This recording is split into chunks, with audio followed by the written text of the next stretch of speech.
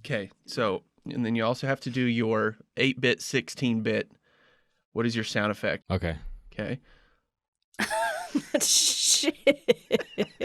Is that going to be our hellos? Yes. Okay. So, okay, here we go. Hello, friends. My name is Smashin' Smench, joined by Goombub and Razalina. Wow. I don't know. You sprung this on me. I had no time to prepare. That's when she gets hit by a red shell.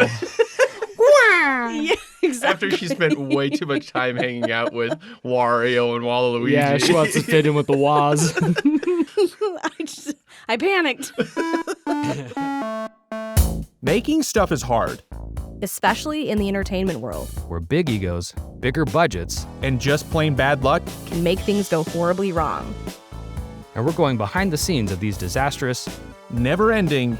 And often dangerous productions. to find out why. It was a shit show.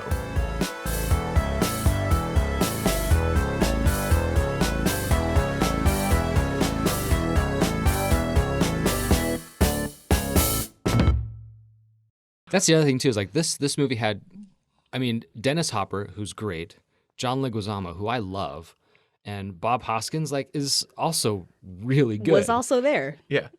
Bob was Hoskins. also I love he was also present and accounted for. Bob Hoskins is actually a perfect choice. He actually absolutely was. Absolutely perfect choice. Clint, this is why this is Hoskins talking about playing Mario. All right. And he has Cockney accent. Cockney. My 7-year-old son is quite depressed about my playing Mario. He knows I can't even program a VCR, let alone play a game. How do I prepare for a role? I'm the right shape. I've got a mustache. That was the criteria. There's a really great behind the scenes footage of him going, I used to do Shakespeare and now I'm just playing a little guy that goes like this, jumps around. Again. They must have sold him. They're like, look, it's Macbeth. It's Macbeth in the Mushroom Kingdom. We promise you, it's Oscar-worthy material. Righto. It's like Mr. Hoskins, you already played, a private eye with a bunch of cartoons. Like, this is just, a The next lateral move. Yeah. Yeah. Now you're a plumber from Brooklyn with a brother that's 20 years your junior. Yeah. And instead of working with the director of Back to the Future and the producer Steven Spielberg, you're going to be working with the guys that did Max Headroom. Yeah. What the fuck is Max Edward? Yeah, exactly. Clint, will you be our Leguizamo? Oh, every day I will. I love John Leguizamo. He's been waiting for you to ask. I know, right? The shoot seemed to take forever, but at least there was Samantha and Bob Scotch. Oh man, that movie sucks, and I suck in it. He was not very good in that movie. I still love him though. I used that clip. I used the clip right after that in the video where it's like, "Who are you supposed to be? I'm Luigi Mario. You what? You got a problem with that?" And it's like, what kind of comeback is that? Yeah. No, I was just asking your name. Who are you? Who are you? I'm just asking your name. Yeah. Luigi Mario. Pleasure to meet you. It's like he's defensive from the onset because he knows how fucking embarrassing every line in this movie is. Have we talked about the fact that his name is Mario? Out of all the legacy on this, Shigeru Miyamoto has adopted the name Mario from the movie. So that is officially his name, Mario. But why was it ever his name? That feels so fucking lazy. Well, it's just he can't just be Mario. Who does he think he is? Cher? He's got to have a last name. What is it? Mario? In the scene, he's like, name Mario, last name Mario. And so, yeah, is he saying his name is Mario? Well, no. Okay, he's not saying Cher. He's not saying I'm not Beyonce, right? Right. Because later Luigi says, I'm Luigi Mario. So, okay, yeah, it is Mario, yeah. Or maybe the joke of that scene was that he's like, it's just Mario. I don't have a last name. But then they were like, oh. And then when Luigi had to say his name, maybe he was just like, well, he said his last name was Mario, so I'm going to say Luigi Mario. It seems like they were trying to work backwards from, like, it's the Mario brothers. I love how we're like, how we're like breaking this down as though this is like some brilliant piece of film. It requires it. Well, yeah, the Super Mario Brothers. But you could just say like, oh, look, my name's Mario, and I started my own plumbing business, and then my brother wanted to join, and so I didn't want to go through all the paperwork of changing my name. Yes. And so it's just Mario Brothers. It's a tax reason. First name, Mario. Last name, none of your goddamn business. Fuck off. That's a little too long for the tax forms, so we're going to need a shorter name. A few episodes ago, we discussed removed actors from films. And one of those was Ana de Armas not being in the film yesterday. That's right. Mm-hmm. Even though she was in the trailer. As I mentioned at the time, two jabronis who rented the film on Amazon Prime were suing Universal for false advertising. Well, that lawsuit went far beyond what anyone thought possible. During the California trial, Universal argued that movie trailers have a long history of including footage not in a final film. Right. And sometimes they also shoot things just for trailers, giving the example in court of that Jurassic Park teaser we just watched. Yeah. Mm-hmm. I've seen that movie, though. It's called Billy and the Clonosaurus. Tammy and the T-Rex. Tammy and the T-Rex. They also argued that siding with the plaintiffs would open the door for any lawsuit when a film doesn't measure up to audiences' expectations. Right. Mm-hmm. Which I completely agree with. Yeah. Right? Yeah. The judge ruled in favor of the Fools, who both tragically lost $3.99 each. That's crazy, though. That's a crazy judgment. Right? I agree. The case will now proceed to discovery and a motion for class certification. I don't know what that means. I'm not like a class action lawsuit. Like more people could basically get in on claiming money if they too felt robbed by the lack of Ana de Armas. Oh yeah. Which look, we all do. I'm not saying let's get in on this. She's not great. I feel like with every movie, if Ana de Armas isn't in this movie, I feel like it's lacking. Yeah. Doesn't matter what the movie is. Even if she's not like cast in it and it was never even announced that she was going to be in a movie. I'm like, where's Ana de Armas? You're like, where is she? Oh, she's in here. Oh, I didn't know Ana de Armas was going to be in here. This is much better. Old people watching like The Price is Right in the morning are now going to get commercials instead of like were you duped by the yesterday trailer? Yeah. Are you or someone you know or loved been affected by the Ana de Armas lack of Ana de Armas in your life? Was the lawyer for those two guys Saul Goodman? Just need to ask that question. Probably. Feels like some bullshit he'd get into. This movie may or may not feature Ana de Armas. There's like a pharmaceutical ad at the end. They're like, this video may or may not contain Ana de Armas. It's just like there's like fine fucking print at the end. We can neither confirm nor deny the existence of Ana de Armas. If you feel emotional distress from the lack of Ana de Armas, please contact your doctor immediately. Also, if you want to hire me to do those, I'm available. That was quick. I was thinking to myself, everybody was like, should I attempt that? No, it's gonna be too hard. And then I got you. That was really good. We begin filming. This is what Joe Johnston says. This is kind of a really an important thing that kind of wraps up the experience on this film. There was no original script. It's the one thing that almost made this a life-threatening ordeal for a lot of people. Wow.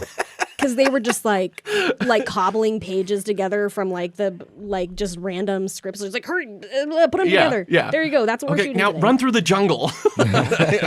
Don't hurt yourself. We're just going to shoot a whole day of running through the jungle while we wait for the next day's pages to be done being written. So we'll use it somewhere. It's fine. It'll work.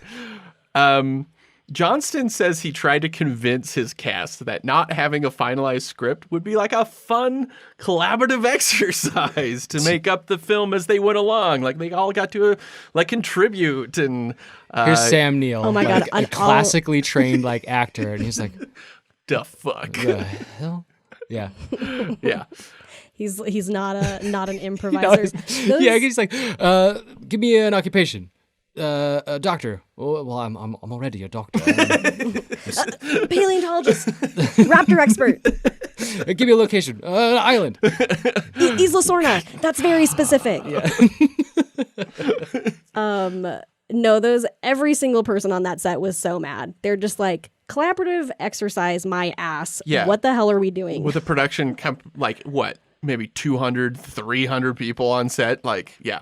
Yeah. Insane. How many of those people were just kind of like just sitting around, just like Going, waiting? Okay. I wish dinosaurs were Again, real. the poor script supervisor. I just always think I of don't him. even think there would been of one. They just- one. Like, Yeah, they just probably like walked right off that set. See you later. So, this is what Joe Johnston has to say about shooting with no script. We had a script for the day we were shooting and maybe the next day and sometimes a week ahead of time, but we never had a story that had a beginning, middle, and end while we were making the film. That is apparent. That's very apparent. That tracks. That tracks. It's not the way to make a movie, he continues. Sometimes we were writing the things that we were going to be shooting that afternoon. It's stupid. The only good thing about it is that it gives you the freedom to decide what you're going to do as you go along. This is the philosophy of myself as a child making a movie on like our old VHS recorder. Yeah. There's no script. Just making it up as you go. All I knew is it was going to be a Batman movie, and I wanted to play the villain, and so I created a character called the Bomb Master. This is all real. Like this is actually the real thing. And like we had costumes, like just like they had sets, and we just kind of threw some shit together. Yeah, but what was your budget? Was it $48 million? Our budget was whatever we spent on the ice cream truck that came by. It was a very It was a budget of my mom's afternoon watching screw it, us. we'll do it live. This is what Johnston said about dinosaurs.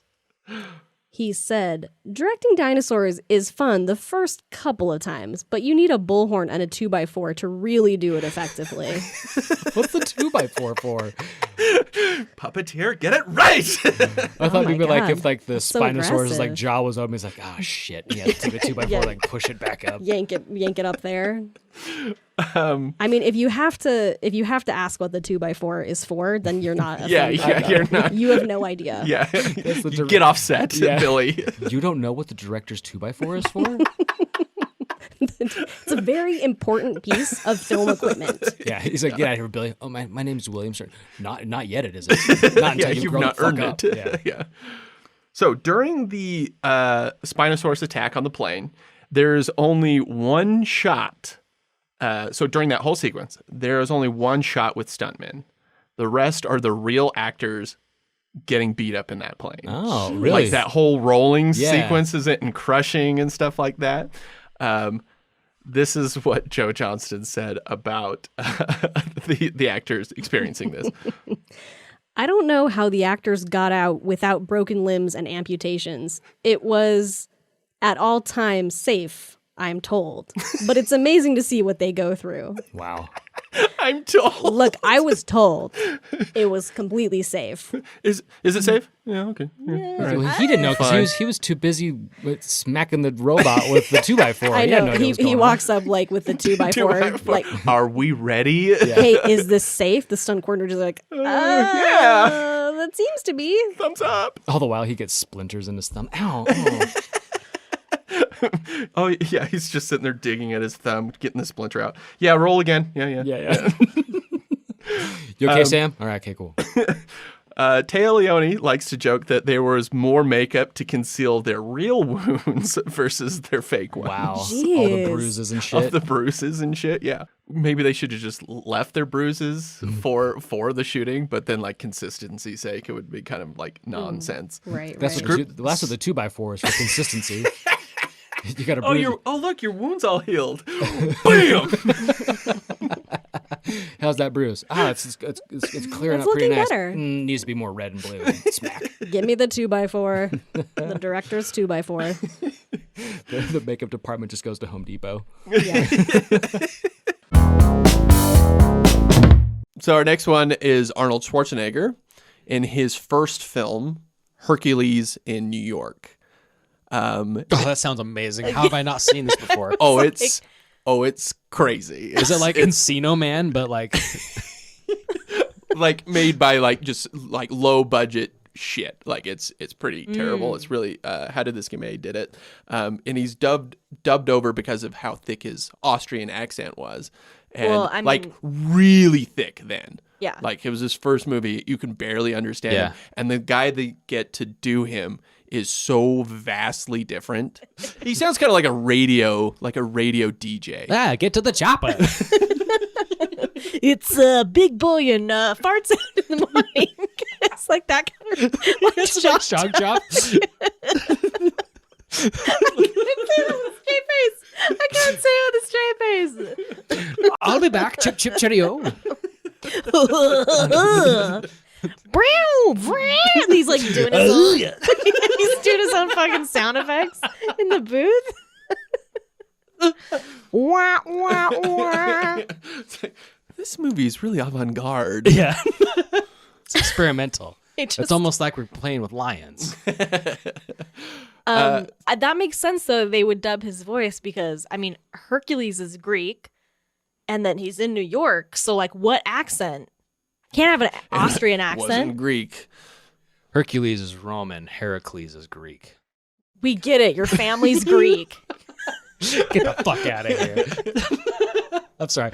You can cut that. That sounded like a real dick. Oh, I'm Clint. My family's Greek. I know about different people from history. Actually, the funny thing is I didn't really come across that realization until like maybe 3 months ago. I was like, holy shit. Heracles, huh? No kidding. Oh, God. It's the same person. Yeah. Yeah. The same person. So Fox Animation like had kept this a secret the whole time. This is Mike Scully about the secrecy. We've taken script security to the point of lunacy, though it helped that we wrote it in Aramaic. That's awesome. So to throw off people, their production trailer had a sign on it. And this ties into my latest video about Arrested Development, which was canceled in favor for the Pamela Anderson bookstore comedy Stacked. What? Oh my God. What had no are you idea. even talking about? Yes, it was this terrible comedy that lasted only 2 years, had Christopher Lloyd in it. I'm sorry, 2 years? Yeah, exactly. I right. thought you were going to say 2 episodes. Did he play Pamela Anderson?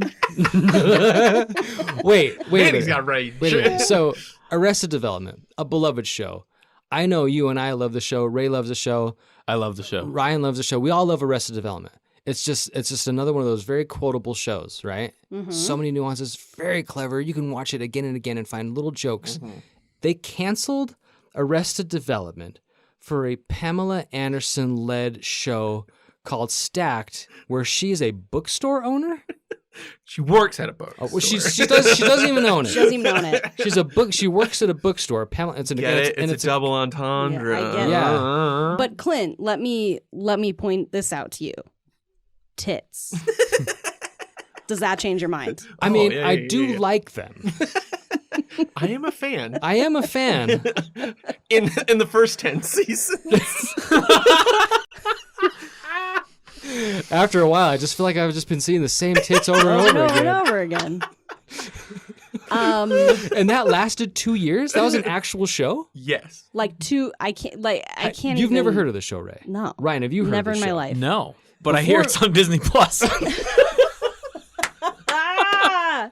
Oh God, we gotta go. Sorry, podcast over. We gotta go watch Stacked right now. Have you ever heard of the show before doing the research for this episode? Yes, I remember the ads for it. He's like, oh, I remember. No, I remember those tits. Oh, yeah. I mean, that was the original working title. Was called Tits. Yeah. Big old titties. Like, listen, you guys, we can't call it tits, okay? We just can't. We can't call it the D section. We gotta give us another word, the Dewey Decimal, double D. Whole other meaning. But yes, when the phone call came in to Mitch Hurwitz, he was told, sorry, we want your time slot to go to stacked. Was he just like, how about no? Yeah. So tying back to The Simpsons, they put a sign on their production trailer that said "Stacked Productions." Like, And they thought that would sorry. leave them. Oh, I was just gonna say they thought people would leave them more alone. what? I heard there were boobs in here. Tits in this trailer. Oh my god, the tagline is so stupid. Pamela Anderson stars in a comedy series that proves you can't judge a book by its cover girl. By its tits. Oh, come on! That's kind right. of clever. All right, fine. Of course, her character's name is Skylar. We know you'll Baywatch this. Ba-da-dum-ts. I can't believe this is a real show. Well, now I just want to go home and watch the rest Yeah, of we're the gonna development. go. Unlike most animated films and the TV show where script is locked, they storyboard, animate, and fix where needed, The Simpsons movie was like a never-ending long-form improv with God. A/B testing. Ryan just Every- like shuddered. Like I just felt that whole body. I just saw a whole body chill move through you. Go ahead. I was gonna say, listening to your guys' episode about that Jurassic Park movie, like you can kind of do that with live action. Exactly. Exactly. You were dead on. Every scene in the movie, every scene, plot line, joke, emotional hook was constantly rewritten, improved, or removed. Interesting. How far into the process? A lot. What you're saying is like it's very easy to do like a comedy film to just improv some bullshit. Like we've talked Throw about some like, new lines in. Anchorman and Spinal Tap, like they have deleted scenes that equal a movie. Right. But that's because you can just continually shoot, right? Yeah. But an animated film, that's a lot of fucking work. This is why animated films don't typically have deleted scenes. Exactly. It doesn't exist. There's nothing. There's no cutting room floor for an Yeah, at the animated most, movie. it's going to be like a rough animatic or like a Yeah. storyboard with or some like behind the scenes Yeah. technical, like here's how we drew these characters and Yeah. blah, blah, blah, blah. Yeah. Yeah. So and instead, we have on this movie an animator going, I missed my daughter's wedding. You cut it? You cut it? yeah, pretty much. Pretty much. That countdown clock was really intimidating. I got all these. It was on everybody's I got all desk. these whip marks for nothing. Her Everybody- stepdad walked her down the aisle, which that marriage ended because of this movie. Because the film used computers over traditional cell style, so this movie is actually done almost entirely in computer. It allowed them to make the movie much faster. But as Al Jean jokes, you could pitch a joke, draw it, and then cut it in a week. Wow. Jeez. Whoa. For sure, right? They never revealed the plot of the film up until the week of release. Like to the writers? They're just like, all right, you write this joke, you write this joke, you write this joke. I swear it will work. I promise you. Just trust You're us. not far off. Oh my God. How am I? He talks about a dome. What's the dome? Yeah. I'm sorry, I'm drawing a what now, Homer Springfield? Yeah. Homer has a pet. Who's it? What? Yeah. So they never revealed the plot because this allowed them to change anything at will so they wouldn't be stuck with anything. They didn't want to nail anything down. Yeah. This is Dan Castellaneta, a.k.a. Homer, and a whole bunch of other people, Barney, Grandpa, talking about this process. I felt like a fireman. We should have just lived above the recording studio and put the pole in. I didn't know what stayed in, what went out. I couldn't even follow what the story was. I just knew it was funny. He had to say that last part, didn't he? Yeah. He's like, I didn't know what the story was. And then he like looks over and they're all standing there with their 2x4. The rips. Yeah, the 2x4s. I mean, it was funny. It was funny, it was Okay, so The Good Dinosaur was released on November 25th, 2015. The idea was formed in 2009 by Bob Peterson and Peter Sohn. And Peter Sohn, again, was the director. Wait, is that one guy? And he was like, Bob Peterson and Peter Sohn. He was just trying to make it sound like it was two guys? Bob Peterson and Peter Peter Sohn. Sohn. Oh my god. Oh my god. He's like, I don't want people to think this is kind of a bad movie, so I gotta share the blame with a made up co-writer. It's a pseudonym. He's like looking at It's he's doing that movie trope thing where he's looking around to find a name and he just sees his own last name and he's like, Peter Sohn. Yeah. Done. Never put that together. If he was like, look around in this room, he's like, Mike, computer. My computer? Yes, it was written by me, Bob Peterson, Peter Sohn, and my computer. Yeah. That's why I'm here. The movie conspiracies. Okay, right. I'm here to spread all the movie conspiracies. And this was going to be Peterson's first solo directing gig. He was an animator on Toy Story. And he Wait, kind of... Peterson or Peter Sohn? Yeah, which one are we talking about? this is going to be a problem, huh? I didn't even realize Just this. enunciate. Bob. Okay, Peterson. Peter Sohn. The This co-director. Peter Sohn person. He's not Bob Peterson at all. You know what it is? It's just Bob Peterson with like a half-drawn mustache on one side. So when he turns his face one way, he's like, I'm Bob Peterson. He turns the other way without the mustache. I'm Peter Sohn. And for some reason he has a Spanish accent. That's so weird. I'd never thought of that. Okay, so speaking of Jon Favreau, he says working with him on Swingers was not easy, but looking back, it's easier to appreciate his methods. Clint, this is Jon Favreau. His persona is something he cultivates. There's part of him that is him, part of him he creates.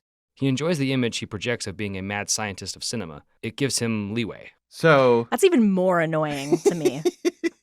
okay, we're gonna keep diving into these. I mean, we all have like parts of ourselves that we like, like when I'm around you two, I'm a different version of myself than I am, say, around like my parents. Yeah. Right? Oh, yeah, That's yeah. just because your of work life or your Right, family life or right, your friend's right. life. Yeah, but Yeah. But when you're like buying into this view of just like, oh, I'm like a brilliant like genius and like, oh, I can't be bothered to like be organized or like know things or like know when meetings are happening because I'm too smart. Okay, we're only on the first quote. We got my a God. lot more to go. Look, okay, I have a lot this to is- say. I have this a is- lot to This say is Jon already. Favreau again. I think there's a method to his madness. I don't know how it works, to be honest with you. I do know that the guy is able to pull it off every time. Ah. Okay, so this is John August about Lyman's methods. He has that scrappy, let's try it this way quality. That's great when you're making Swingers or Go, but it's hard to scale it up to a big studio film. So when he did Born Identity, which was a $60 million movie, he wanted to continue being like improvise, like he wanted to be able to just pick up the camera and shoot everything guerrilla style. Mm-hmm. But you can't do that when you have a crew No. of hundreds Yeah, and you need permits to be somewhere with that many people. Yeah. right. So Especially when Matt Damon's jumping from building to building. yeah, exactly. So and he had producer Frank Marshall to control him, and Frank Marshall has done so many things, lots of Steven Spielberg. He's only directed like a couple of times, one of them being Congo. So he had to pull Lyman kicking and screaming over the finish line to complete the Born Identity. Oh my God. No, I don't want to finish. I don't want to. I'm bored. I'm bored now. This, I'm projecting a lot onto Doug Lyman because I've just we're gonna known- keep going here. Someone I else can finish know. it for me. I Yeah. just need the listeners to know that I've just known so many people like this. I gave you a quote that you're gonna love here coming up. That's gonna But okay, make me this is so Frank outraged. Marshall about working with Lyman on Born Identity was such a pain. I stepped into territory I've never been in before in 30 years. I've always had a respect for the line between a producer and a director, and I had to step over that line into something that I feel is the director's responsibility. I'm not saying I directed the movie, but as the producer, it was my job to get the movie finished. Yeah. Yeah, right? And that's very hard when you're dealing with Doug Lyman, who constantly changes his mind. Who's apparently also a giant man baby. Yeah, and he's brilliant or indecisive. We don't remember. At the end of the day, Lyman does admit that the final film was a collaborative effort with Frank Marshall, but this is what he had to say about that, Ray. At the end of the day, look at Congo and look at my movies and let an audience figure out where that movie came from. Boo. Wow.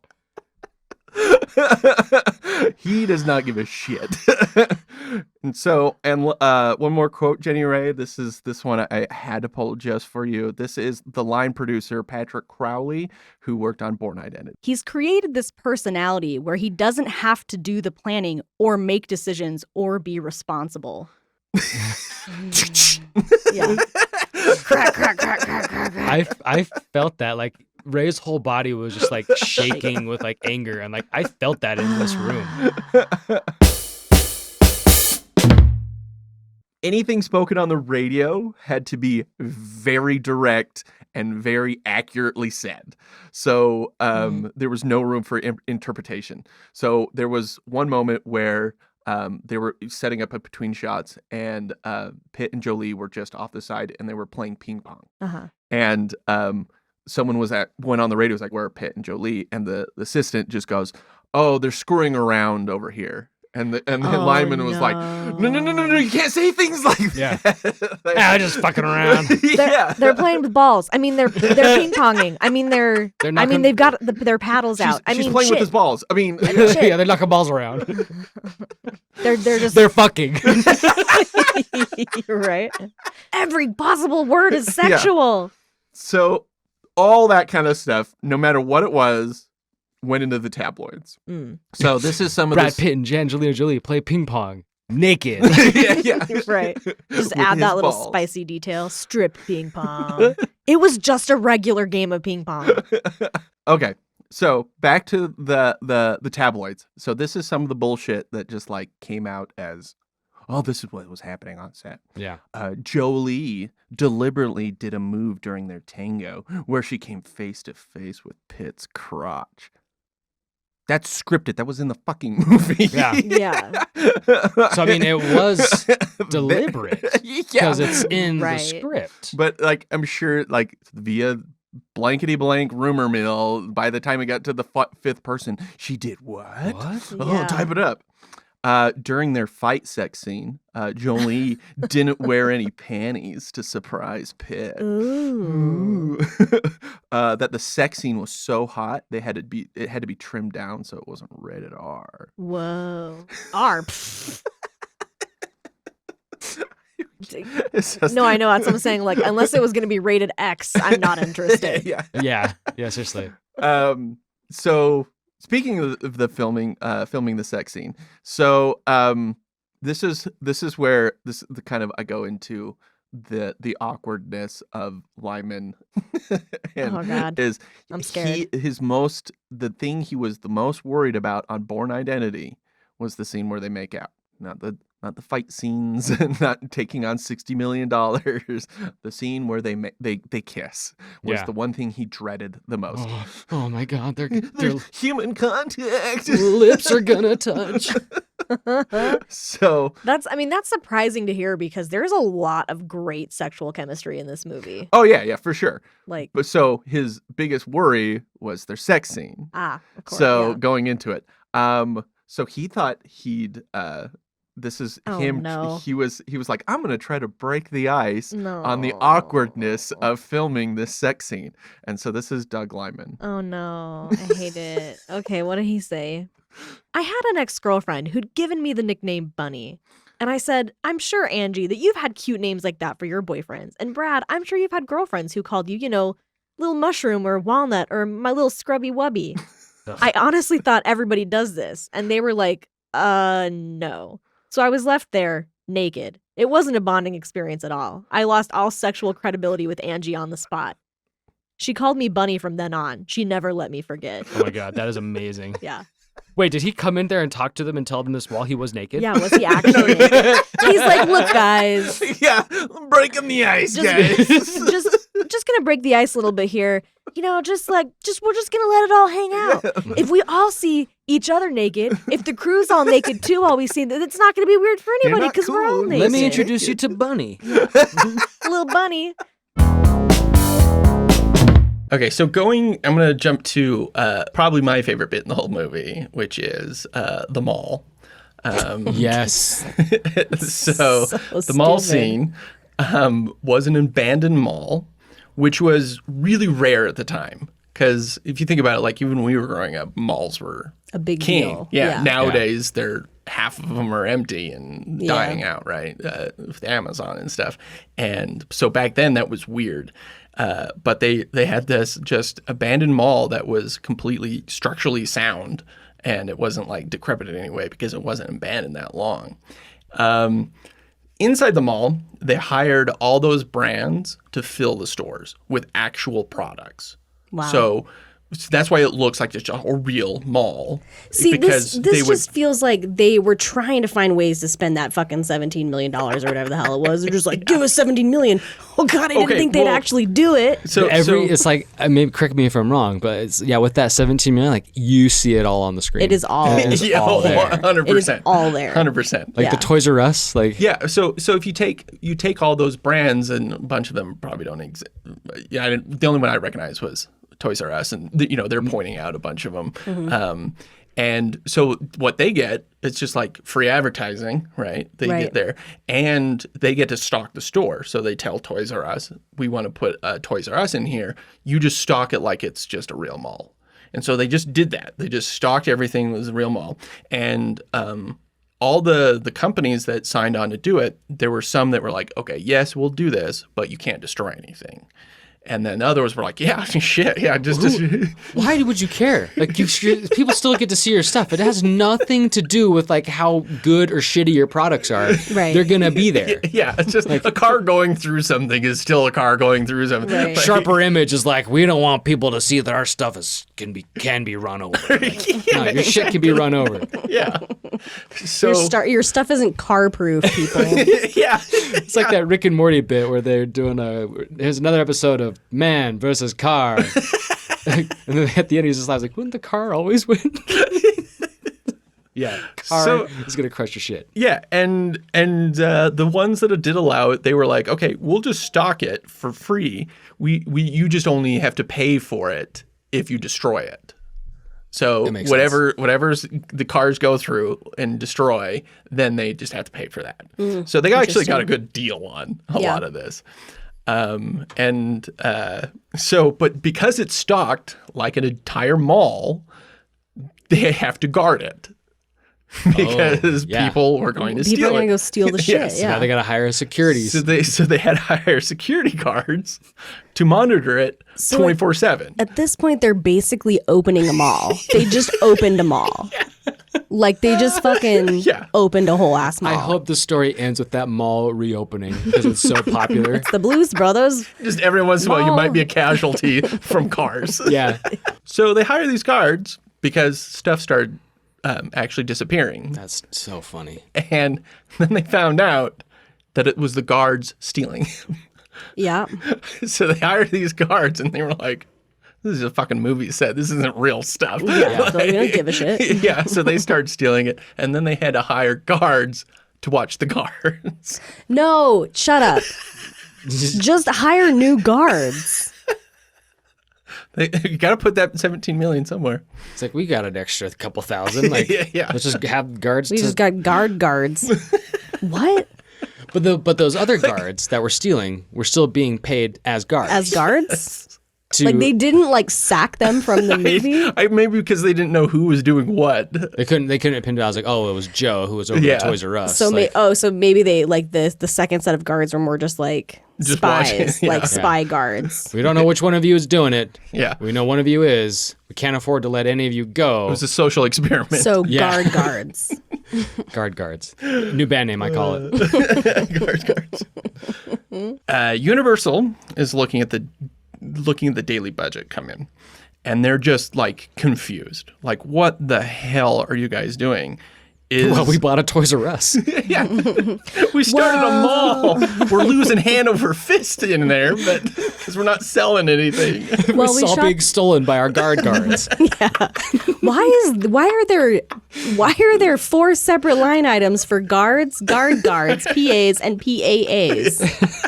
What are you guys fucking doing? Making a movie, leave us alone. This is Hollywood, baby. Clint, But can we have you confirm? no idea what's Can going you on. confirm that I did not give you any homework for today's recording? I can confirm no homework was given. I even asked for it. So I'm coming in blind. I have no idea. I have no clue what we're going to be talking about. Ray, is it true that even though we live together, Yes, I have not told you what, That- if anything, that what we'll be doing today? that is correct. Guesses? Guesses? Can we ask 20 questions or something? Are we going to be talking about a movie? With that in mind, I'd like to show you two Oh God. a trailer Oh Okay. God. for an upcoming film. Okay. Okay, so I'm going to show you this trailer. Mhm. Pay attention and notice a fun little twist at the end of it. Okay. Yeast. 1,000 years have passed since our kingdoms have assembled. Our only hope lies in the prophecy. A hero's journey. All hands on deck. The search for truth and honor. My people have put their faith in me, and I'm their only hope. We've been waiting generations for this moment. The power of revenge.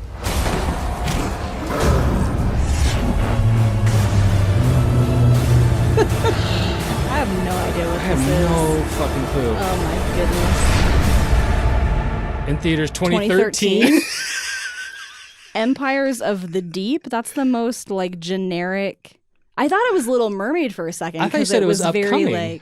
With the recent news about Warner Brothers canceling the Batgirl film, I wanted to do a whole topic about unreleased films. And 2 minutes into researching Empires of the Deep, I knew this was going to be our own episode. Wow. Quite possibly the most expensive film never to see the light of day. Oh Really? my God. This is an unreleased film. Ancient Greece. Okay, I was getting some Jason and the Argonauts, Yeah. ancient Greece kind of situation. Our vibes. restless protagonist, Atlas, the son of Poseidon, transforms or has an alter ego into the heroic pirate Silvereye. Okay. And he does this to save his brethren. One day, an army of merman knights riding giant crabs.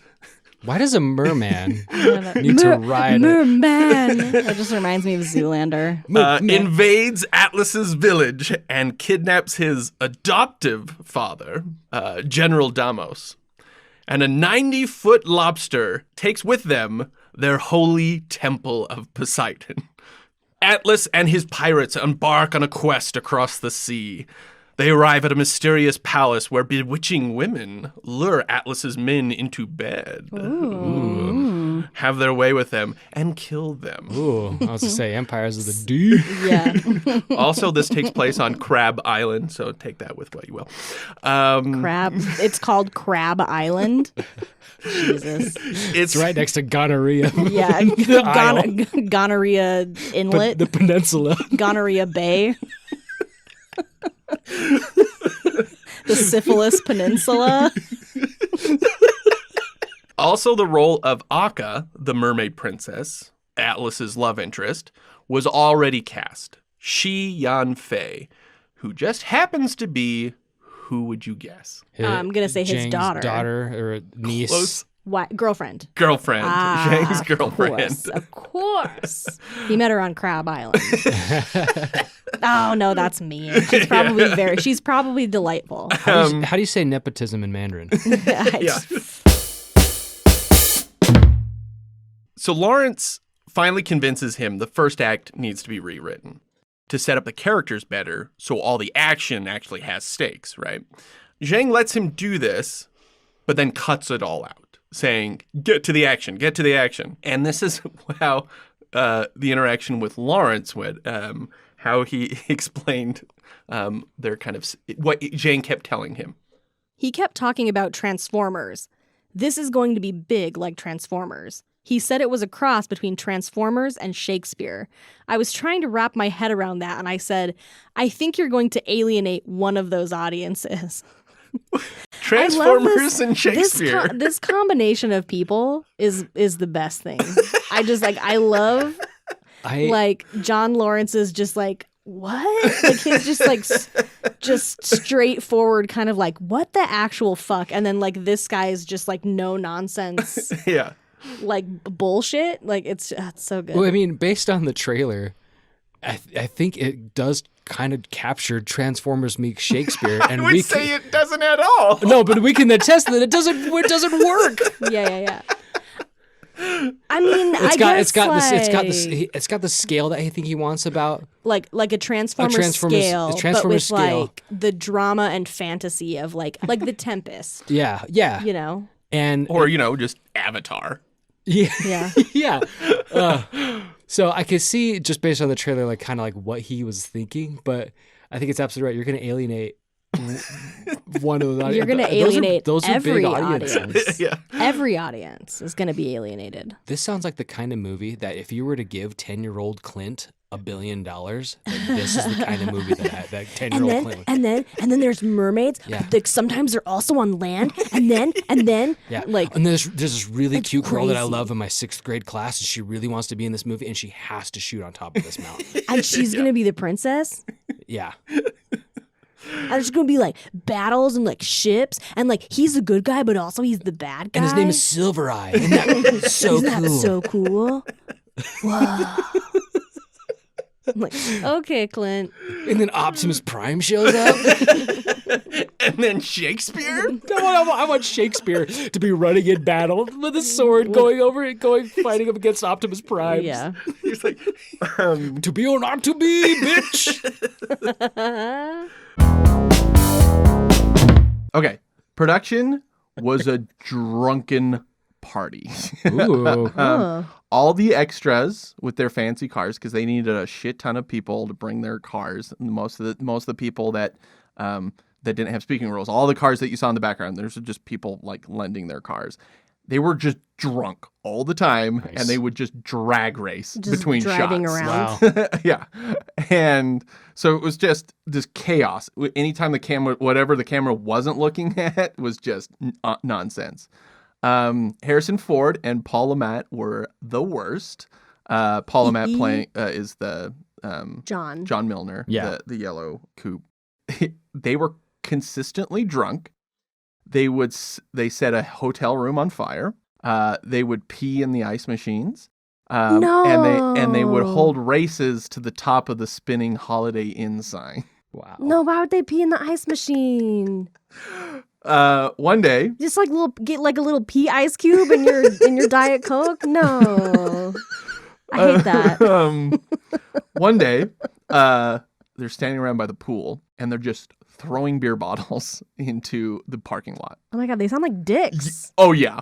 Wow. So Dreyfus confronts them and he's like, "What the fuck are you guys doing?" And they're like, and it started becoming very much a fraternity, right? And Dreyfus is like, "What the fuck are you guys doing?" LaMatt's like, "Oh," and then he throws Dreyfus into the pool. And he hits his forehead. And I was watching the movie trying to like see if I could see that. I apparently had a big goose egg. On And his head? I didn't notice. I didn't see any shots where he had the No, goose I didn't egg. either. After this, Ford was the worst, and he got banned from the hotel for the rest of the shoot. He had to go to a different hotel. I thought you were going to say from the rest by of his himself. life. Lucas was so serious about sticking to the budget, he tasked his head electrician to shut off all generators the second 5 a.m. hit. Like, even if they were in the middle of a shot, if 5 a.m. hit, they would just turn it off Just and be turn like, them "We're off. done." Like, Yeah. Day's over. Hard cut. Interesting. Lucas, when he did get really mad, it was a big thing. It was a big moment when he finally snapped. He got so angry. He was just because he's just writing this pressure and he's just get it done. and shit's going wrong all the time. People are drunk and being Got assholes. fucking Drag Harrison racing. Ford Yeah. burning out, Peeing in his eyes. peeing in his eyes, eating 2 donuts. What a fucking monster! Burning down the Holiday Inn. I'm just picturing him he's like, I'm so thirsty. I'm gonna take a drink of this like nice, refreshing like Coca-Cola, and there's just like a pea ice cube on the top, and he's like, "That's it, that's it." And he Fords just across the way. They like high five. Him and Milner. They're just like rubbing their hands together. Yes. We got him. It's not until May of 2014 that Noel's untitled film would be announced, with Gareth Edwards signed on to direct 1 week after his Godzilla film opened. That's the one with Bryan Cranston very Aaron shortly. Taylor Johnson. Yeah. Lucasfilm had only seen his first film, Monsters, from 2010, and were like, yeah, this would be a great guy to direct. So, and then they obviously saw Godzilla in the process. And they interviewed him, obviously, to find out he's a huge Star Wars geek. For his 30th birthday, he went to Tunisia to the Skywalker home. Oh. And brought blue dye and some put milk? it in some milk. He just sat in the desert drinking blue milk on his birthday. It's the saddest birthday I've ever heard. Is it though, Just or like, is it just Are really, you really kidding? awesome? Say Clint doing I that. He would mean, love that. Listen, I guess like you do you, Gareth Edwards, and also Clint, but that sounds like no fun. That sounds like a great time. So the house is still 100% there, do that. just in the Tunisian desert, just like chilling. Yeah, from what I understand, I don't know, like if there's someone that's upkeeping it. From what I know, that it's like way the fuck out there. Yeah. Like it's pretty hard to get to. Well, happy birthday, Gareth. Nerd. Listen, the blue milk that you can get at Galaxy's Edge at Disneyland is really good. Oh. If you go to Disney World, you can get some alcohol with it, and that is also really Get good. some rum in your yeah. blue coconut Yeah, milk. it's fucking delicious. What do I they- got A blue Russian. Yeah, I got lit guess on it- blue milk. See, he would definitely go to the desert with blue milk. Maybe that's what Gareth Edwards was drinking in the desert. He's just like, I got my little flask of rum and my blue milk. Woo! Party in the desert. Was he by himself? I really hope he wasn't. It was, I mean, someone he took had photos. his- There's photos of him. Okay. So someone was taking pictures of him. I mean, he probably had a camel. There was probably a camel there. Yeah, You know, he just set the camera on the camel and just did a just making that noise, you know? just set the camera on a timer. Yeah. He seems like an easygoing guy without a big ego. Absolutely. So that's cool Yes, because there's exactly. not very many people like that in Hollywood. Well, I Exactly. want to be his friend. I want him to take me to Tunisia. Yeah. You guys are going to go drink so much blue milk in the Yeah. desert. It's gonna be fucking awesome. I Two bet it's- men, I two bet men it's- found dead in the desert from dehydration. Yeah. We'll look just like Uncle Aunt Beru and Uncle Owen Yeah. outside of the homestead. You guys accidentally lit yourself on fire somehow. Frozen in carbonite. How did that even happen? Or bleached bones.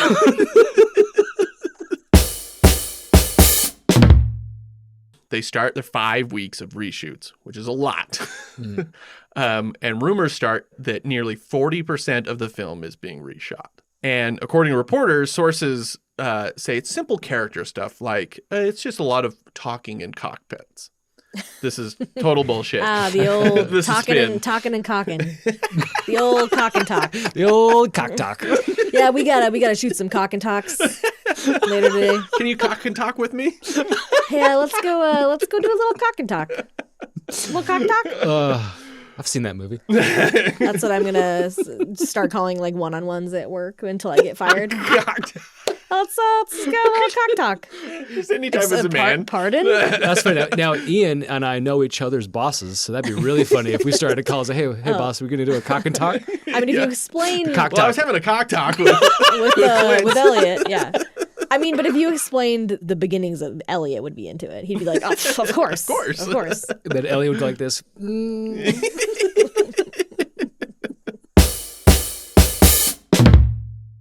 In this vein, at the end of some days, not every day, because that would be insane, but Edwards would shoot what he called indie hour, where they would film random imagery just for the fun of it. So That is independent film right there. yeah. Oh my god! And some like bean counter account was like just sweating bullets. Like this is such a waste of money. That's exactly right. Oh, that's like a fucking studio exec's worst goddamn nightmare. What are they doing down there? This is Edwards Having explaining fun. it. Studio executives are the empire, basically.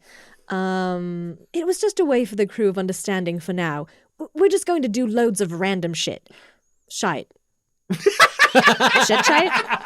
I don't know. It was just a way for the crew of understanding for now. We're just going to do loads of random shit. Don't try to ask. We can't explain. It would just be things I thought were a beautiful moment or this is a great idea. And a lot of the stuff in the trailer ended up through that process. I definitely love the spirit of it. Like anyone who can take the hell that it is to make a movie and just be like, let's just have fun, guys. Yeah, because right. it's so fucking stressful and there's so much that can go wrong and there's so much money on the line. So like the fact that he was just like, you know what, let's just let go of all that and just have fun for an hour. But again, I'm telling you that like so many people were getting so sweaty Yeah, at for the sure. amount of money that was being spent. So when the trailer company was given the film's footage, all the footage, they found all of that indie hour stuff. That And- looked like super awesome and trailer worthy. Yeah, and they were like, let's put those into the trailer. So that explains some of the stuff on there. So Gareth Edwards confirmed only 2 of them. One is Jin turning around in the hallway as the lights come on. Yeah. And then when Ben Mendelsohn Krennic is kind of like standing alone in the Standing with like the in that control room or whatever. Yeah, of the Death Star. So those are the only 2 he says were that. But like some of them are so like well composed that you're kind of like, maybe that was it. Like maybe Krennic when he's walking through the water. The water. That's and a it's cool. all the dead soldiers around there. That's a fucking maybe, cool shot too. I don't know. Yeah, but he never goes on the beach at Scarif, so like that shot doesn't. Yeah, but we'll get to the differences. So the trailer company also came up with the idea of Jin walking towards the TIE fighter. So like that's just a shot of her walking to realign the satellite dish, but they're like, let's put a TIE fighter in front of her, and they're like, because it symbolizes the David versus Goliath of this whole story. But it was like, it's such a like, this seems like a really big moment to not have it in the movie, right? Well, yeah, and you the whole can't story just of be it. putting TIE fighters in shots where they don't exist in the movie. These coked out trailer bros need to calm the fuck down. You know what'd be cool? You know what'd be really cool? It's like, my dude, tone it down a bit. I just got listening to an episode of Cock Talk. Coked out trailer bros. That's awesome. Bro, TIE fighter in the background Yeah. while she's walking. Boom! Oh, you fucking just blew my Oh mind, my man. god, dude. Let's go to lunch. Yeah. It's 9 a.m. I don't give a shit. Let's do coke. Let's go to lunch.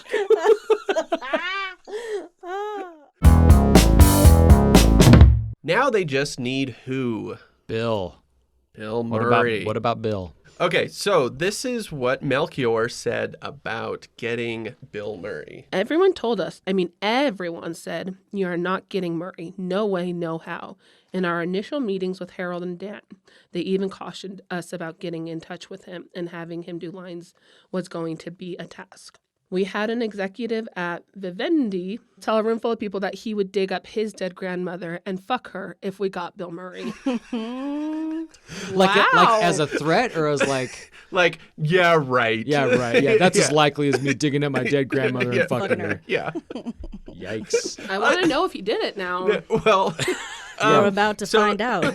so what's funny about that is like, do you just have that in the back of your mind as like a just in case? Like, That's my threat all the time. yeah. Well, what a place to work where you could just throw out those scenarios. Like I would, if I were in my job and I had like a meeting and they're like, "Clint, can you do this?" Like that's as likely as me digging up my dead grandmother and fucking her. Like my boss would be like, "What?" You'd get a call from HR and like 5 minutes later. Yeah, I'd be gone. As a person who worked in entertainment, it's very different. Yeah, you don't get that kind of talk in higher ed. There's There's no HR. You drop F-bombs all day long. No one really cares. Well, remember Grandpa or Grandma fucker, because he'll come back. All right. So that was an executive at Vivendi, or Yes. Okay. Yeah. So right off the bat, he calls Bill Murray's infamous 1-800 line, which is what he uses for any business, and he only checks it a few times a year. So people who reach out to want to be in his movie, he only will listen to it months from then, and then even if he cares. And the only person he's ever said that he's like gets an automatic yes is Wes Anderson. So everybody else is just kind of like, you're just hoping that when you ask him to do something, he's going to be one of those days where he's close to checking his messages. Check his and if it interests voicemail him, that's on tape. It's still Is on that fucking still a tape. thing for him? Absolutely. Wow. Yep. It's wild times. Do we know that 1-800 number? I think it's to be like- 1-800 Bill Murr. That would make sense. You had to sit there and go through the numbers. Like, 3 and then 4. That's 7. Okay. Yep. Okay, so Melchior steps up his attempts to get Bill Murray. He sends Murray's lawyer an offer, and he doesn't even hear back from that guy.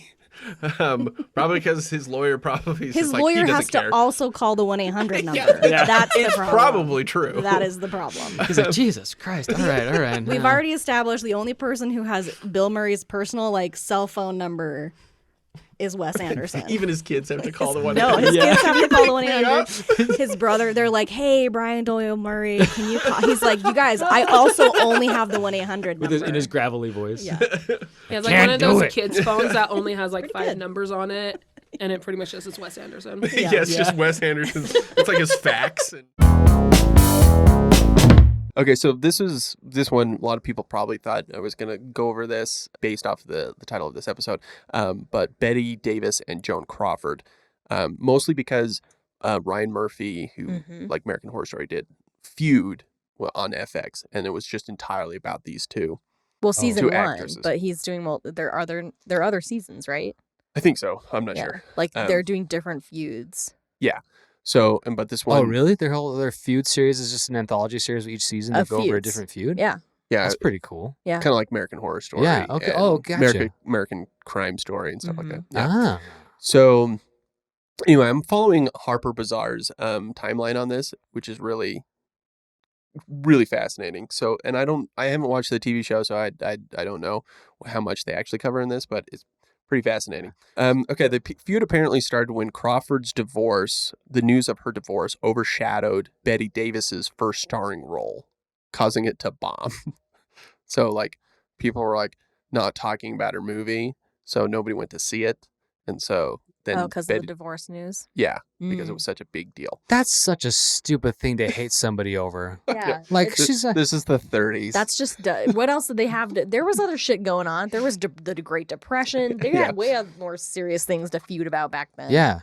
Okay, so 1935, Crawford marries Davis's secret love, who, in return, this guy, Crawford says, thought Betty Davis was a good actress, but he never thought of her as a woman.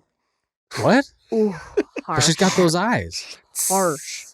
Okay, 1940s. They attempt to make a truce and it fails, and then Crawford takes 2 roles originally offered to Davis, and Crawford is nominated for an Oscar for both and wow. wins one. Oh. Oh. I mean, all right. And so then It keeps piling up. yeah. So, and then Betty Davis says, she says, Miss Crawford is a movie star. I am an actress. Oh. So this is like, Damn. Says the loser. this is some old school shade. Miss Yeah. Crawford is a movie star, but I, sir, I'm an actress. Yeah, that's right. Does the shoulder It's the thing. 1930s. Okay, so this all boils down to 1962. This movie called Whatever Happened to Baby Jane. And this is, from what I understand, this is what Feud, the TV show, follows, is the making of this movie. It's like Okay. the height of the feud. Yeah. So there's all this like kind of back and forth, like kind of like Hollywood drama. Yeah. Bullshit going on. Right. But then this happens. Yeah. So some director was like, yeah, let's put these two together. That guy had a death wish, I Yeah. guess. Yeah. The movie is about it's a psychological horror about a crazy woman who holds her crippled sister hostage in an old house. Oh, I mean, I guess that makes sense, right? He's like, I'm making a psychological thriller. I want to get two people who hate each other. Yeah. I'm going to create this like unhealthy relationship and this unhealthy like feeling on set. Smort. So Davis signed That on. guy was method director. Yeah. You never hear of those. You just hear of method actors. It doesn't happen very often. Davis signed on only if she got to play the star role and that the director wasn't sleeping with Crawford. That's in her contract? Yes. No, this is legit. Davis said, I don't want him favoring her with more close-ups. That's so petty. A no stooping clause Yeah. in your contract. Yeah, no stooping. Oh. No stooping the director. Yeah. At some point, Betty Davis said, Joan Crawford slept with every male star at MGM, except Lassie. Well, Lassie was. I thought Lassie was a girl. Yeah, Lassie was a girl. But Lassie was a girl character dog played by a boy dog? That's one of the, yeah. It's a motion captured person. It's Benedict Cumberbatch. He was, even back then, he was talented. Yeah. Okay, so think of yourself. Go back to the Bennifer days when everything was about them. Yes, high ponytails, everybody wearing choker necklaces and ball chain necklaces, Yeah. really wide triangle pants. Yep, I had a There. chain It's on the my. 90s. Girl, the early 2000s was still the 90s. Okay, all right. Yeah, I had a chain on my wallet. Yeah, everyone had a chain on their fucking wallet back then. Oh my god! See, this is 2000. What? 2002. Yeah. I wore a Superman T-shirt that I had my mom sew a red cape onto it.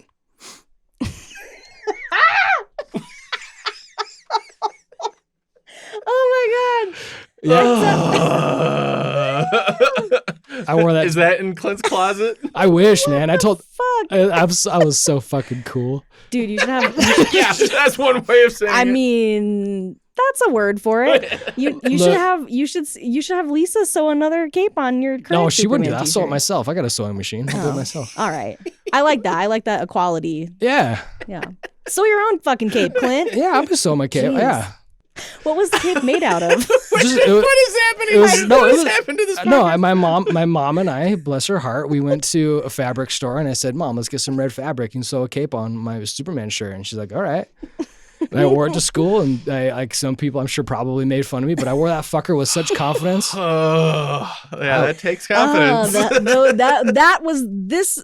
Those Listen- dicks in high school wish they could pull that off. Children listening, this is what the early 2000s was like, okay? Not to mention the Jedi robe I benefit. wore. Okay. Not so much think about what you were doing, but think about all the things about Bennifer. Sure.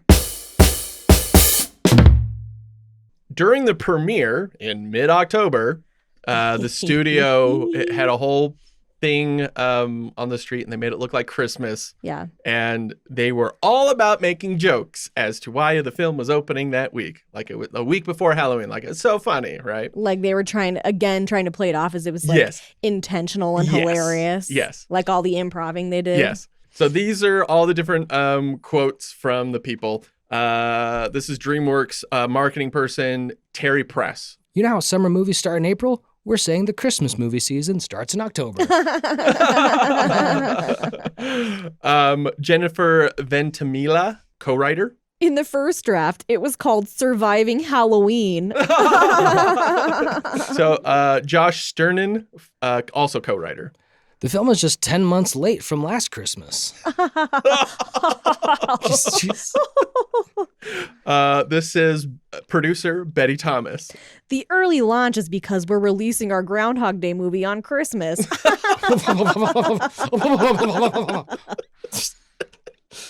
And this is Ben Affleck. This movie could even be out on DVD by the time fucking Christmas rolls around. That's the best one yet. Oh, I love this. I love it. That's all I got. Wow. Was Surviving Christmas worth it? No.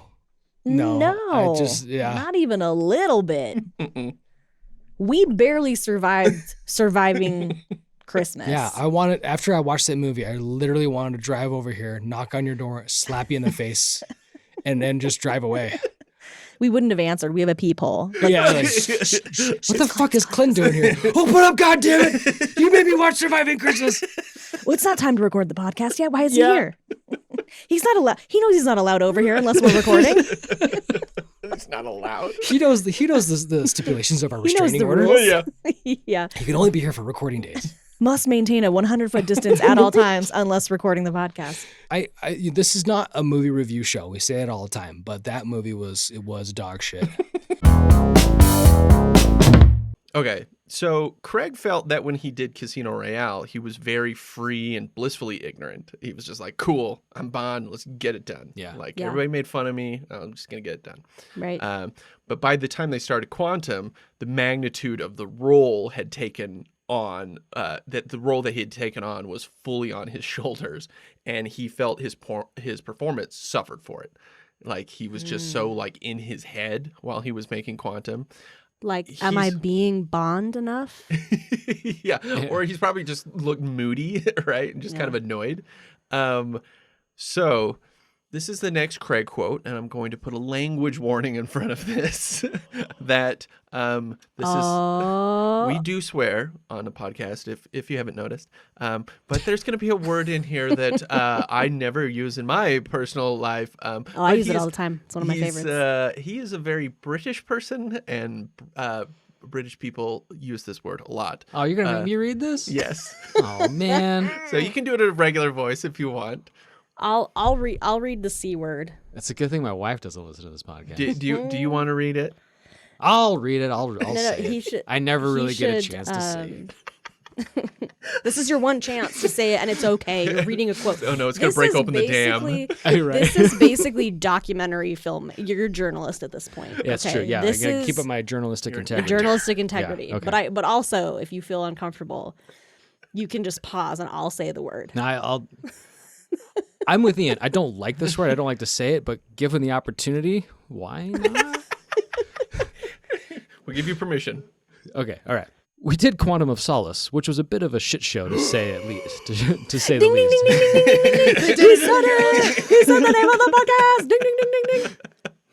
And the full weight of it made me locked up. Thankfully, since then, it's just been about loosening up and trying to get back to that feeling of Casino Royale, which is just like, come on, it's James Bond. Enjoy yourself. Let's have a good time. I mean, I'm still a moody. Ding, ding, ding, ding, ding, ding, ding, ding, ding. That's the word of the day. He is referring to himself, though. Yes. Again, and journalistic integrity. Random fun stat here. University in New Zealand wanted to determine via numbers if movies were getting more violent. So they used James Bond series as a gauge. Again, film royalties, been around for decades, right? Yeah. So they considered everything in a movie from trivial to severely violent acts. That could be slapping someone to killing someone or firing a gun.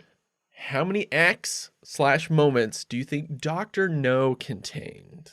I'm going to wager a guess of 4. I'm going to say 15. Well, it was Sean Connery, and he does like to slap women. Yeah, he's real slap happy. That guy.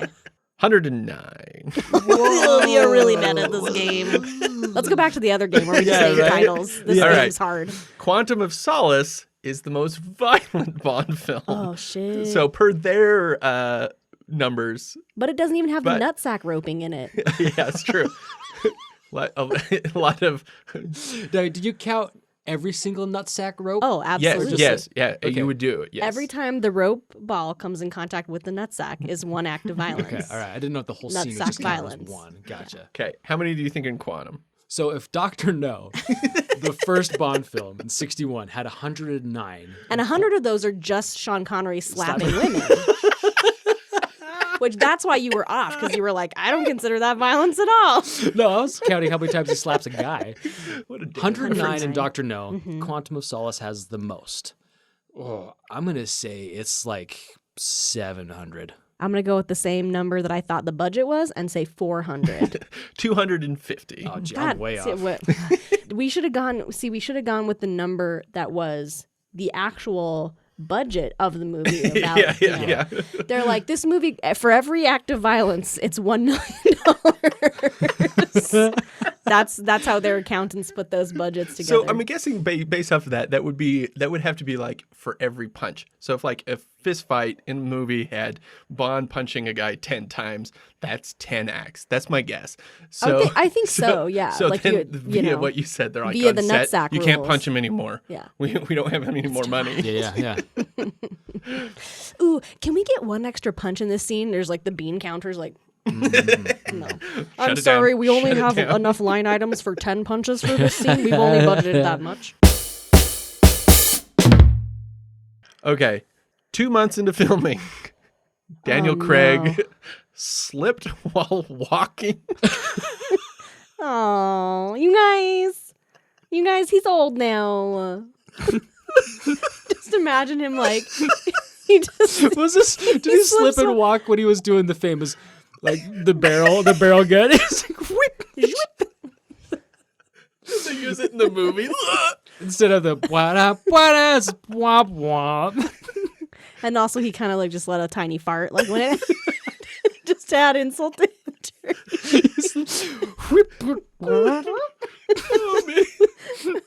the director's like, you guys don't laugh. Nobody laughs. Don't laugh at him. Fucking shit. Just laying there going, I don't want to do this anymore.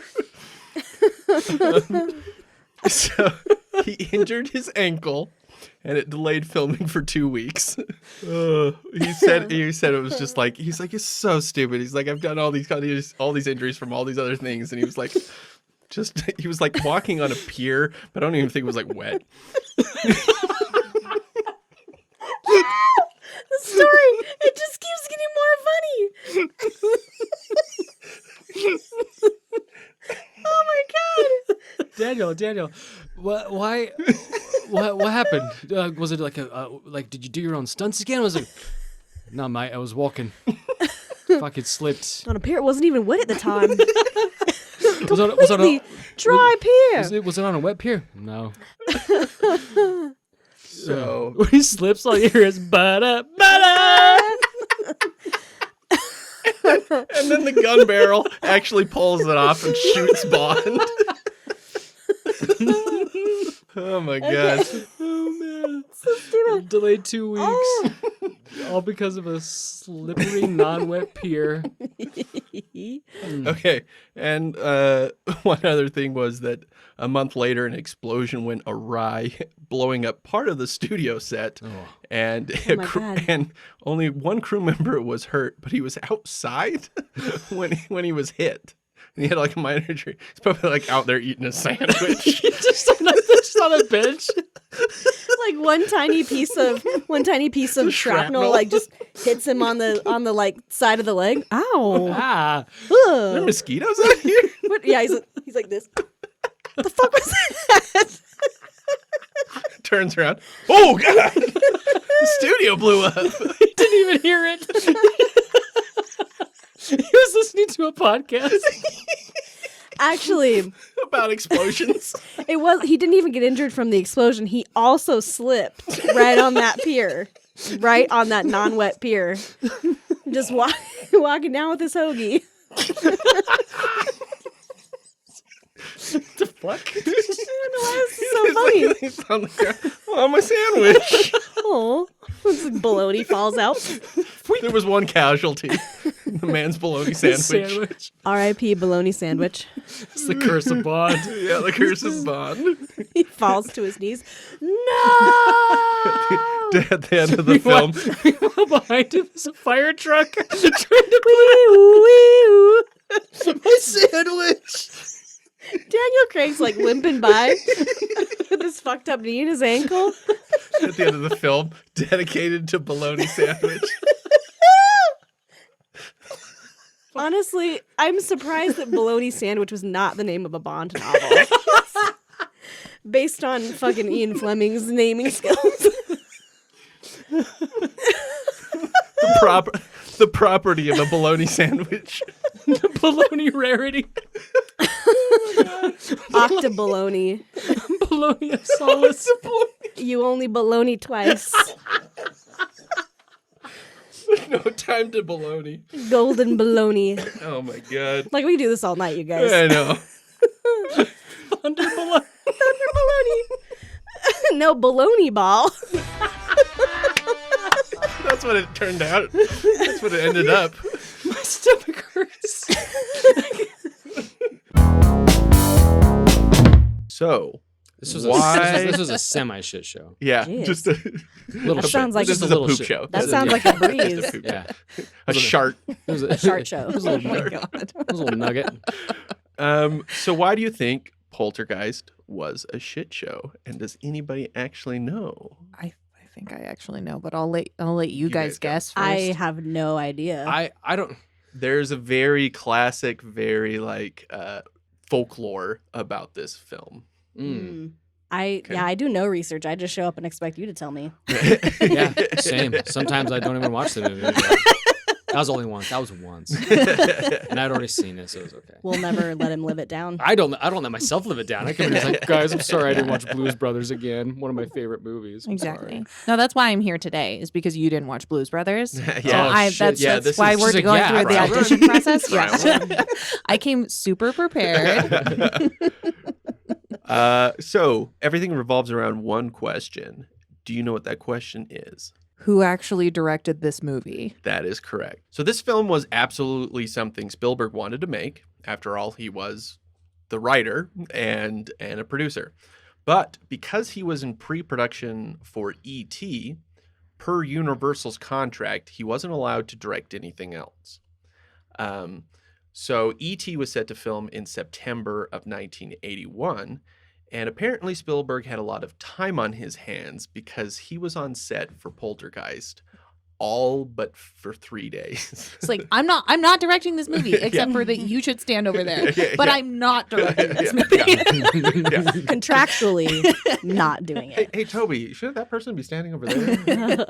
So I wonder, Toby, if they delivered the line like this. Okay, so because of Spielberg's intense involvement, reports leak to the press that Spielberg is actually the director, not Tobe Hooper. So he's going around his contract. I mean, until like recently, I was assumed it was Spielberg. Yeah, okay. Well, you said that when we watched the movie. You were like, "Oh, this was directed by Spielberg," and then it was like directed by Tobe Hooper, and you were like, "Wait, what the fuck?" Yeah. Yes. I was watching this movie with my boyfriend, and he was like, "Oh, that's weird. They spelled Steven Spielberg wrong." Like really wrong. Like, it's not even an anagram. Yeah, not even in the ballpark. So one day, the LA Times decides to visit the set. Hooper is in the backyard filming a scene with them burying the bird. Tweety. Tweety, yes, the bird. Yeah. And Spielberg is in the front yard filming Second Unit. Now, for those who don't know, Second Unit essentially is filming stuff that you don't need the actors for. It could be establishing shots of the house. It could be, a lot of the times it's action scenes, helicopter shots, crowd shots, people in a fight, just the middle of a fight, in the middle of a war movie. It's generally just, they don't need the director to be there because it's just easy stuff to get. But they have a second unit director who's been second unit directors christened by the director. Yeah, to exactly. do it. I don't know. Yes. I dubbed Holy the second water. unit. Yeah. I don't know the rituals. Yeah. Okay. So, like Andy Serkis did Second Unit for the Hobbit trilogy. Anyway, so Spielberg's just in the front yard filming like kids going by or like filming the house or whatever. The guy dropping the beer. Yeah, yeah, or something like stuff like that. The reporter pulls up at the house, and who does he see directing? Right. So, Drama. so LA Times runs with the idea that Spielberg is actually shadow directing the film. And when asked for comment, producer Frank Marshall says the creative force of the movie was Steven. Toby was the director and was on set every day, but Steven did the design for every storyboard. When straight up asked about this controversy, This is what Spielberg said. Tobe isn't a take charge sort of guy. If a question was asked and an answer wasn't immediately forthcoming, I'd jump in and say what we could do. Tobe would nod in agreement, and that became the process of collaboration. Fuck you, Steven. Oh my God, that's so annoying. I'm so annoyed. Right? Oh my God. Just like, I'm triggered. I'm so triggered right now. That quote itself just like really colors my my vision of Steven Spielberg. Yeah. Again, I think it's just like he was just coming off of these hit after hit, and he was just really cocky, and he was just a little young, and he just thought he was just the bee's knees. and really he was ruling Hollywood, so why not? Yeah, right? he's John Travolta strutting down the street in Saturday Night Fever. He's yeah. But he keeps using this phrase, he designed the film. Like he doesn't because he can't say directed. Exactly. So he's being very like annoyingly careful. I designed it. And to continue, designer's a different credit in the yeah. And the production designer's like, what the fuck, dude? I also designed this film. I don't see you up late at night making a giant paper mache ghost head to come out of the wall. Yeah, exactly. You son of a bitch. I don't see you mixing fucking poltergeist guts in a jar. Yeah, you piece of shit. Making a shitty looking but really expensive prosthetic. All you did was come in and rip it off. Yeah. I didn't see you spending 2 weeks making pink jello so that we could put this movie together. I dug that hole for the pool. Yeah. With my bare hand. They didn't even give me a shovel.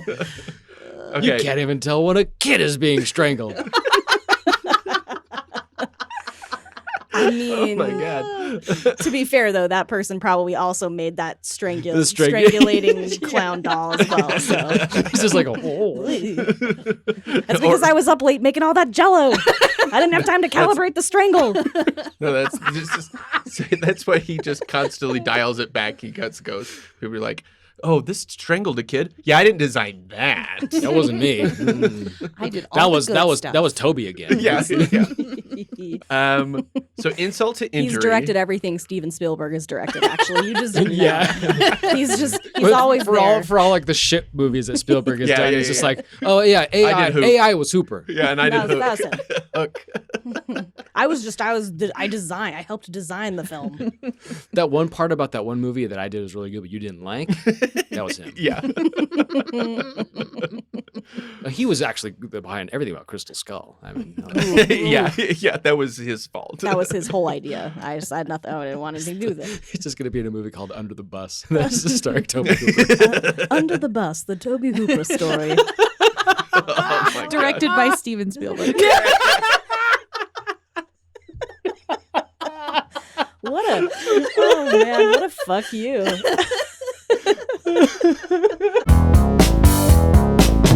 Kazanov has a varied career, producing things like True Lies, awesome, James Cameron, but stuff like Ghoulies Go to College. So a lot of B-movie crap. Okay. And he is the producer on all live-action adaptations of Disney, the Disney live-action adaptation of a film series you guys wanted me to talk about over and over. Mortal Kombat? Mortal Kombat. Oh my God. This is the closest we're ever going to get. This is the closest we're ever going to get to talking about Mortal Kombat. Threshold and him, he holds the rights to any live action version of Mortal Kombat. Wow. And he has produced every single version that you can think of. I unironically loved the one that came out 2 years ago. Absolutely. Oh, it's great. Me too, yes. So 97's Mortal Kombat, Annihilation, which he has a story credit on. Okay. Look, and then there was the Mortal Kombat TV series that they had. Yeah. And that short that was like on YouTube. Yeah. Oh, that led to the most recent movie. Well, they had so they had the short that the director of the Machinima series did as a pitch. Yeah. Okay. anything live action, Oh my he has to be And then the involved. newest 2020. Yes. Oh my god. I can now. I mean, based on the quality of the visual effects in Mortal Kombat Exactly. Annihilation, I can see it. I can see it. I Yeah. think he's my new favorite person. Yeah. Like the dragon at the end of Mortal Kombat Annihilation was like Foodfight quality graphics. Absolutely. Oh my God, really? I never saw Annihilation. It's the great. It's You the best. pretty much did. You gotta watch it. Food fight. Okay. But I mean, it does explain some things, right? Yes. However, I'm going to say that Mortal Kombat Annihilation is amazing, and you should watch it. Okay. Highly recommend. I did like the first one when I was a kid. First one is still not bad. I love the first one. I mean, it's really cheesy and stupid, but I it's love still it so fun. much. Remember when Johnny Cage punches Goro in the balls? Yeah. It's the best. Down in the splits. Yeah. Despite never directing anything before, No. Larry Kasanoff will direct the film. I did look up, he has one other directing credit. He directed the first stage production of Mortal Kombat. I want to see this. Like Mortal Kombat the musical. It was like a 4th grade class. Mortal Kombat Live. Yeah, one of those. Yeah, Yeah. one of those things like they did back in the day. Or still do. Get over here. Get over here. Fatality. Fatality. It would probably be like the play in Finish Addams Family. Yeah. Where they're just like splurting blood all Yeah. over the crowd. Oh no, Goro. He's got 4 arms. I would 1000% watch this. I would Yeah, 100% play, too. actually. This is going to explain a lot of this movie.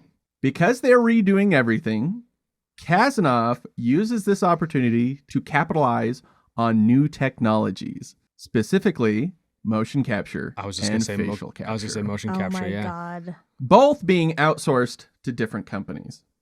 So, throughout production, Kasanoff never established timelines or pipelines for approval, and he clearly didn't understand the technology they were using.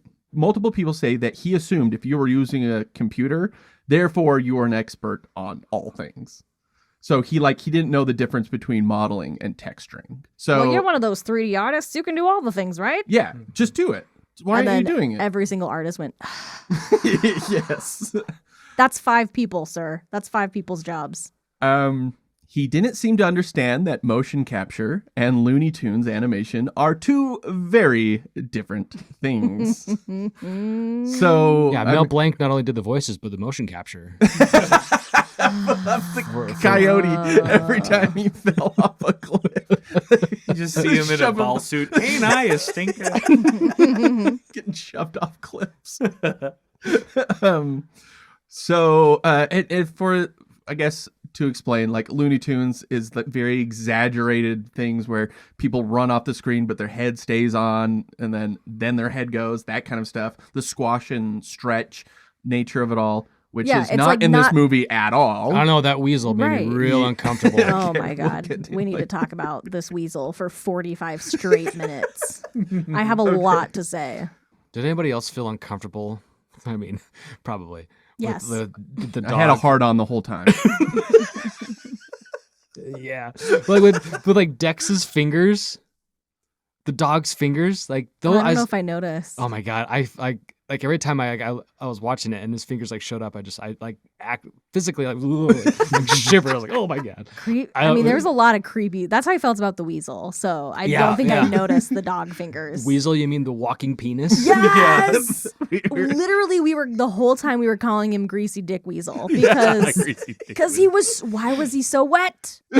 And he was always standing like he was about to probe something. Oh my god! He kept going in between people's legs. Yes. When that character first showed up, we all went, "What the fuck is that?" happening? And it took us like a whole scene to realize it was supposed to be a weasel, and I was like, "That's a dick." Like, sorry, I don't. The name's Throbbing the Weasel. Seriously. Oh my god. It was, The internet, a lot of the internet calls him the poop weasel. I mean, okay, but it's a dick. I don't I don't see any motion capture in that character at all. I fucking hope not. because that person would have to like go to the hospital after that. Yeah. They just put all the mocap balls on an erect penis. Yeah. Just had it shaking around. It was penis. We got mocap. it. Do a real slow thrust. It'll be his inquisitive look. Now wrap the head in a curly Q. More Now towards the have it go camera. More underneath- towards the camera. Now have it go underneath your legs and between your balls. It's like puppetry of the penis, that act from Vegas. Now you got to get hit by a train. We're going to smack it around. Jesus Christ. You got a fluffer for it. In the credits, that was the best boy. I thought that was I thought that was the grip. Yeah. They work together. They work together. Oh my god. Oh. The best boy's crying. Someone get the grip. I went to school for this. And Larry's like, do it again. More. Greasier and send me the this time. footage. Greasier this Yeah, it's some more needs more shine. wet. Should look more wet. Oh, what do you do for a living? Oh, I'm a mocap actor. Oh, you done anything recently or anything that I've seen? Maybe. I don't know if you guys noticed this or not. Larry Kazanoff was the voice of Cheezel the Weasel. Oh, Jesus Oh, Christ. my Fucking God. course Whoa. he was. And motion capture. Yeah. He was the mocap dick. Yeah. They're like, he's busting old Cheezel out again. Slapping that thing around. That weasel. Like every time I think about a different character that made me uncomfortable, like every time we talk about a different character, like, oh no, that one made me most uncomfortable. By far. Absolutely. By far. It's so Because he fucking the weasel scene. gets in your face a lot too. It's like, why get this dick out of my face? Yeah, this greasy poop like of a dick. Thank you so much for coming. Thanks for having me back. Yeah, for Yay, sure. I'm so glad to have you. Mm-hmm. Our animation expert. Yeah. I didn't even mention that I used to be a motion capture technician. I just remembered that. Dude, you're going to throw that in at the I fucking had a end? job for 3 months, but I was a motion capture technician. On Foodfight? No. That's why the motion. You were so good at the motion. Yeah, I did the scene where they hold hands and walked away and never connected their hands. That is amazing. Oh, God. Did you ever have to work with any dicks? Some assholes.